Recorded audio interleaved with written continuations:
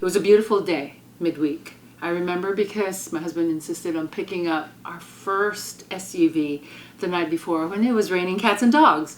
And I thought he was crazy. And he said to me, "You never know if we need it tomorrow."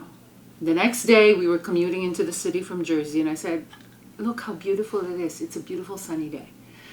An hour later, he calls me on the phone. He was working 2 blocks away with a window view at that time and said, "My God, plane just hit a tower of the World Trade Center." And in my mind, I thought it was one of those little planes and some pilot was trying to earn his license. Under an hour later, he calls me and says a second one hit, and he actually saw it. I was working blissfully in a basement, a windowless basement at the time. And when that happened, I ran to my program manager who had a TV in her office and said, "Something's happening, please look." Before long, the building had an announcement in the PA system saying that the building was on lockdown. So it's either we left the building or we had to stay and lock down. Our manager spoke to us at that time and we did our work. Sometimes, in crisis, autopilot is really a good thing. You don't realize that Manhattan is an island until you're stranded, right?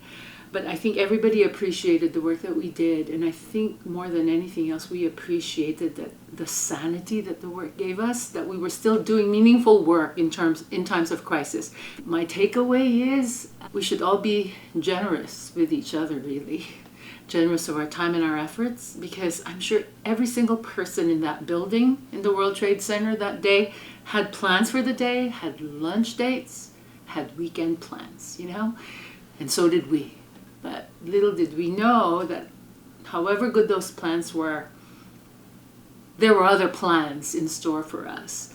And 23 years later, it still feels like yesterday. And you should never, ever take the work that you do for granted. You should never take that extra mile that you walk for granted, because it really matters.